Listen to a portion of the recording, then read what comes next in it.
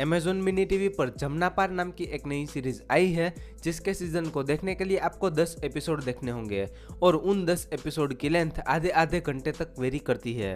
तो कैसी है ये सीरीज और क्या आप सभी का इस सीरीज को अपना टाइम देना सही रहेगा या नहीं, चलिए बात करते हैं। सबसे पहले मैं आपको इस सीरीज की बेसिक कहानी बता देता हूँ, जिससे कि आप डिसाइड कर पाओ कि क्या यह सीरीज आपके लिए है या नहीं।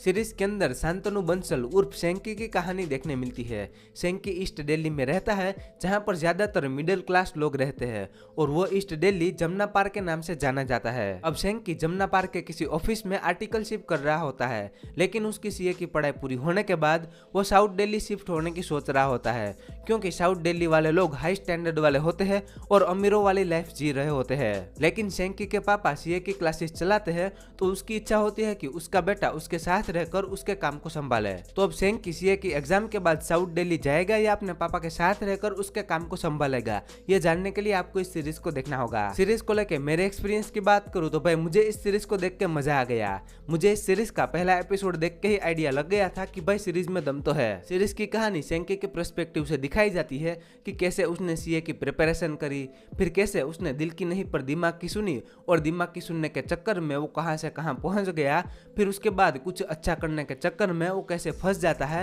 ये सब कुछ देखने में आप कहीं पर भी बोर नहीं होने वाले। इसके अलावा बाप बेटे के रिश्ते को जिस प्रकार से दिखाया गया है वो मुझे काफी पसंद आया। उन दोनों की आर्ग्यूमेंट्स हमें कैसे रिलेट करती है उसे देख के आपको मजा आएगा। एक बाप अपने बेटे से कितना भी नाराज क्यों ना हो, उसके ऊपर कोई मुसीबत आने पर वो उसके साथ खड़ा होता है और कभी कभार उसकी बातें उस समय पर हमें अच्छी ना लगे, लेकिन समय आने पर हमें एहसास होता है कि वो सही थे। इसके अलावा सीरीज में जो जमुना पार वाला रैप सॉन्ग सुनने मिलता है वो मुझे काफी पसंद आया और दूसरे कुछ गाने भी सुनने मिलते हैं जो कि अच्छे थे। एक्टर की एक्टिंग की बात करूँ तो भाई सभी का काम अच्छा था।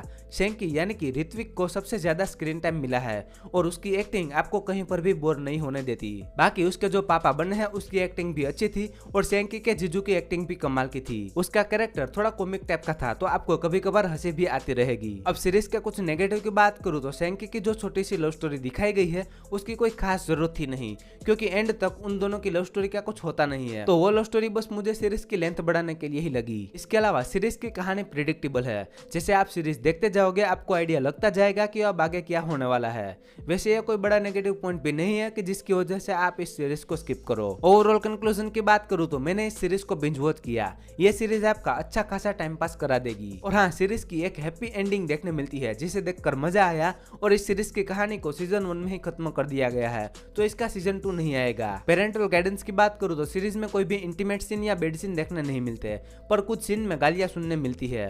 बाकी रेटिंग की बात करूं तो मैं इस सीरीज को 10 में से 8 स्टार दूंगा। आई होप कि आपको मेरा यह जमुना पार सीरीज का रिव्यू पसंद आया होगा।